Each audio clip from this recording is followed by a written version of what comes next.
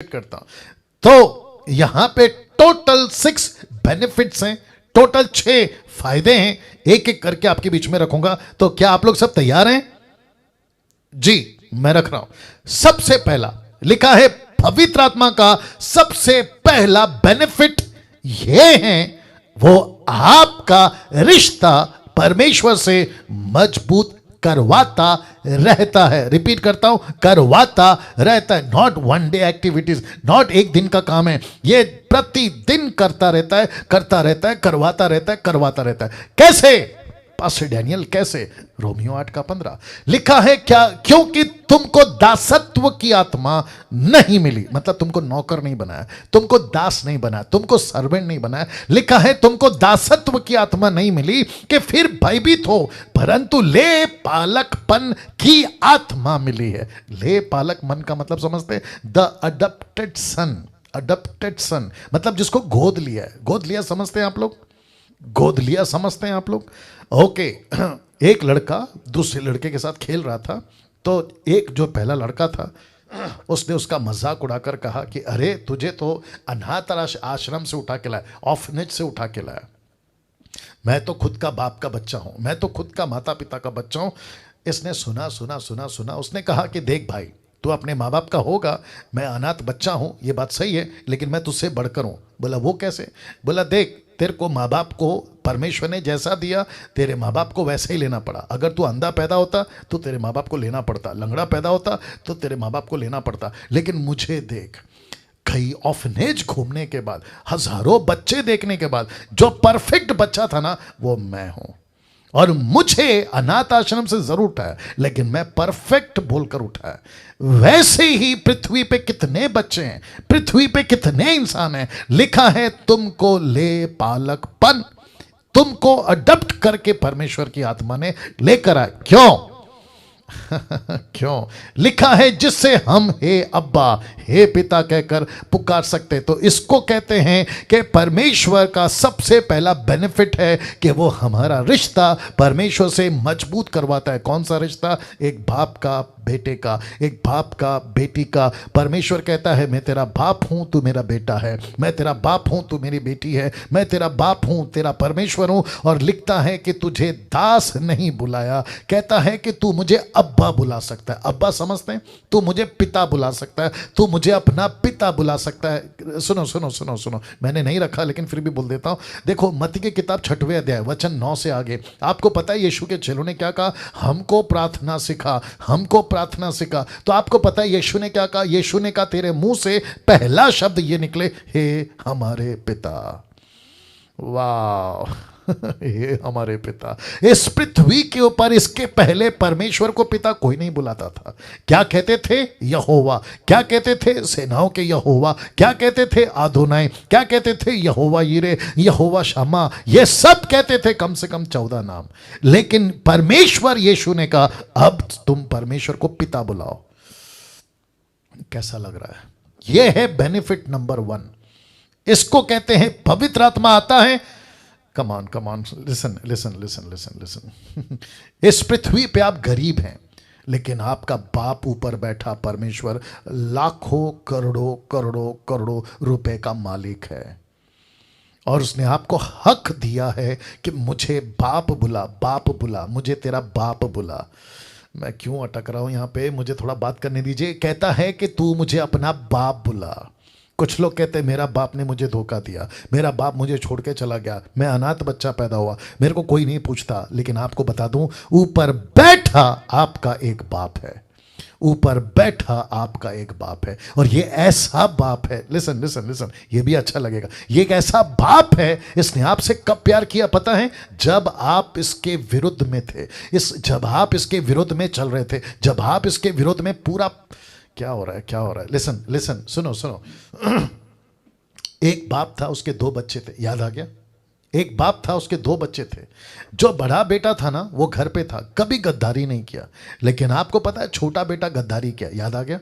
उसने बाप के पैसे उड़ा दिए, बाप को धोखा दे दिया, बाप को झूठ बोला, बाप से छुप छुप के दोस्तों से मिलता था, छुप छुप के दारू नशा सब करता था। लेकिन बाप ने क्या किया? उसको कभी डांटा नहीं, कभी उसको घर से नहीं निकाला, लेकिन वो खुद ही एक दिन घर से निकल गया। याद आ गया? वो खुद ही घर से निकल गया। और जब घर से निकल गया, उसका बाप कहां था कोई बता सकता है? उसका पिता कहां था? खेत में काम कर रहा था? नहीं। क्या वो पार्टी कर रहा था? नहीं। ऐसा लिखा है कि जब वो लौट कर आया तो बेटे ने बाप को कहां पाया पता है? जिस गली से वो गया था, जिस रास्ते से वो गया था, वो बाप उसी रास्ते पे खड़ा था। अब आप सोच के देखो कितने दिन से खड़ा होगा। आज लौटेगा, कल लौटेगा, परसों लौटेगा, हफ्ता, महीना, साल। ऐसा लिखा है कई दिनों के बाद। क्या लिखा है? कई दिनों के बाद, जब उसका पैसा खत्म हो गया, देश में अकाल पड़ गया। आपको पता है अगर संसार का बाप होता तो क्या बोलता मालूम है? अच्छा हो गया जो घर छोड़ के चला गया, मेरे लिए तो मर गया। ऐसा बाप दुनिया में है। कहते मेरे लिए तो मर गया, मैं ऐसे बेटे का शक्ल नहीं देखूंगा। लेकिन ये कैसा बाप होगा? ये पृथ्वी का बाप नहीं था। लेट मी रिपीट, ये पृथ्वी का बाप नहीं था। ये कोई लिटरली बाप नहीं था। ये किसकी बात हो रही है पता है? ये उस बाप की बात हो रही है जिसका मैं भी जिक्र कर रहा हूं। ये उस बेटे की बात हो रही है जिसका मैं भी जिक्र कर रहा हूं। ऐसा कोई बाप नहीं होगा पृथ्वी पे जो किसी को इतना प्यार करता हो कि रास्ते में खड़ा है, दिन रात, सुबह शाम, धूप बारिश, न जाने क्या क्या। और जिस दिन लौटा, आप सभी जानते क्या किया उसने। ऐसा लिखा है कि इतना खुश हुआ कि उसने अपने अच्छी अच्छी भेड़ों को, बछड़े को जो है कटवाया, पार्टी किया, जश्न किया। उसके बड़े भाई को उसकी जलन तक हो गई कि ऐसी पार्टी किस बच्चे के लिए जो तुझे धोखा देकर गया। Can you believe this? उसका बाप क्या कहता है पता है? तेरा भाई मर गया था, जी गया है, खो गया था, मिल गया है। ये ऐसा बाप है। कैसा लग रहा है? ये ऐसा बाप है।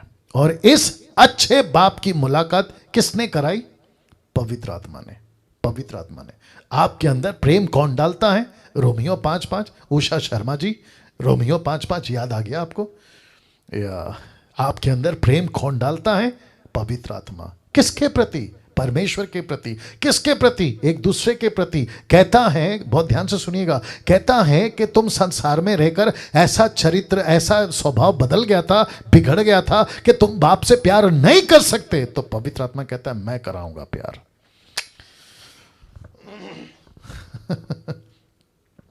अभी कुछ लोग जूम पे, आपके आंसू नहीं रुक रहे हैं। ये आपसे कौन करा रहा है? पवित्र आत्मा। आप मेरे टीचिंग को या आपके प्रार्थना के टाइम पे आपके आंखों से आंसू क्यों नहीं रुकते? कौन करा रहा है? पवित्र आत्मा। ये कौन है? ये पवित्र आत्मा है। बेनिफिट नंबर 2, क्योंकि मुझे वक्त का भी ख्याल रखना है। लिखा है बेनिफिट नंबर 2, पवित्र आत्मा का दूसरा बेनिफिट ये है, वो आपका उद्धार सील कर देता है अनंत काल के लिए। आप नहीं समझे अभी भी? आपका जो सैल्वेशन है ना, पवित्र आत्मा आके उसको क्या कर देता है? सील कर देता है, छापा, परफेक्ट। और वो भी कब तक के लिए? अनंत काल के लिए। इस पृथ्वी पे ऐसा कोई माइकेलाल, ऐसी कोई ताकत, ऐसा कोई फरिश्ता, ऐसा कोई डेविल, डीमन, सैटन नहीं है जो आपका सैल्वेशन आपसे छीन सके। नहीं कर सकता। आप लोग ताली नहीं बजा रहे, मुझे नहीं पता क्यों। हो सकता है कि आप लोग ये सुन के हजम नहीं कर पा रहे, मुझे नहीं मालूम। लेकिन पृथ्वी पे कोई ताकत नहीं है जो आपके सैल्वेशन को आपसे छीन सके, क्योंकि वो सील है। सील समझते हैं? सील हो गया। आपको मैं एग्जांपल देता हूं। सरकार कहती है आज से ये कंपनी बंद, इसके ऊपर सील लगा दो। उसको कोई तोड़ सकता है? सोच के देखिए। उसको तोड़ने के लिए कहां से लाना है ऑर्डर पता है? सुप्रीम कोर्ट से। सुप्रीम कोर्ट से। माय गुडनेस, सुप्रीम कोर्ट पे जाना, वकील को पकड़ना, जज को बात करना, महीनों सालों पता नहीं कितने दिन, तब जाकर जज कहता है कि ओके इसका सील ओपन करो, तब जाकर वो टूटता है ताला। लेकिन यहाँ पे कौन है? सुप्रीम कोर्ट नहीं है। यहाँ पे कौन है? पृथ्वी का जज नहीं है। यहाँ पे राजाओं का राजा, प्रभुओं का प्रभु, सृष्टि का नहीं, अनंत काल का पिता की बात कर रहा हूं। वो कहता है मैंने सील लगा दिया। आपके ऊपर किसका सील है? अपना हाथ लीजिए, खुद को शाबाशी दी। आपके ऊपर किसका सील है? किसी मनुष्य का नहीं, पवित्र आत्मा का सील है। Can you believe this? कुछ लोग कहते हैं आदमी मर जाता है तो कीड़ा बनेगा, आदमी मर जाता है तो जानवर बनेगा, आदमी मर जाता है तो कुत्ता बनेगा, आदमी मर जाता है तो पक्षी बनेगा। परमेश्वर कहता है तू जिस दिन मर जाएगा मेरा बेटा बेटी बनेगा। कम ऑन तू मेरा बेटा बेटी बनेगा। ये सील है। कहां लिखा है पास्टर डैनियल? अभी बता रहा हूं, इफिसियों 1:13 लिखा है, उसी में लिखा है, उसी में तुम पर भी जब तुमने सत्य का वचन सुना जो तुम्हारे उद्धार का सुसमाचार है, लिखा है जिस पर तुमने विश्वास किया, प्रतिज्ञा की हुई, प्रतिज्ञा किए हुए पवित्र आत्मा की छाप लगी। मैं कुछ सेकंड रख रहा हूं। आपके ऊपर किसकी छाप है? पवित्र आत्मा की। इसका मतलब क्या है? बहुत ध्यान से सुनना। आप जैसे ही मर गए, आज नहीं तो कल देर सवेर, आपकी जो स्पिरिट है ना, उसको पिता के पास में कौन लेके जाके खड़ा करेगा? पवित्र आत्मा।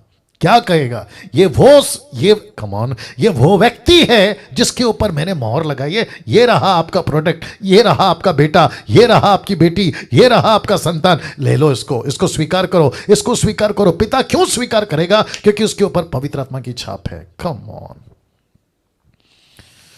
वाह। अब इसको देखो उसी कनेक्शन में 4:30 लिखा है, परमेश्वर के पवित्र आत्मा को शौकित मत करो, जो कि आप नहीं करोगे। क्यों नहीं करोगे? क्योंकि आपने अपनी स्पिरिचुअल लाइफ को डेवलप किया और आपके अंदर परमेश्वर का वचन का बीज है, तो आप शौकित नहीं करोगे। लेकिन उसका सेकंड पार्ट देखो, जिससे तुम पर छुटकारे के दिन। कौन सा दिन? छुटकारे के दिन। कौन सा छुटकारा? जब पृथ्वी पर से तुम्हारी आत्मा स्वर्ग में जाएगी, तो वहां पे पिता पूछेगा ये कौन है? तो पवित्र आत्मा कहेगा, ओह ये तो मेरा आदमी है, ये तो मेरा प्रोडक्ट है, इसके ऊपर तो मेरी सील है, ये तो मेरा आदमी है। तो परमेश्वर उस दिन, छुटकारे के दिन, आप पे जो छाप की गई है वो पवित्र आत्मा आपके साथ होगा। कैसा लग रहा है? कैसा लग रहा है? अब आपको तीसरा देता हूं। तीसरा लिखा है रोमियो 8:16 लिखा है, आत्मा आप ही हमारी आत्मा के साथ गवाही देता है। गवाही क्या है? कि हम परमेश्वर की संतान है। Can you believe this? इसका मतलब है आपकी स्पिरिट, परमेश्वर की स्पिरिट, दोनों मिलकर गवाही देते हैं। और आपको पता है कि 2 या 3 की गवाही, रमन साहब, 2 या 3 की गवाही मिलकर पक्की होती है कि यह सही है। और लिखा है कि तुम्हारी आत्मा, परमेश्वर की आत्मा गवाही देती है कि हम परमेश्वर के संतान हैं।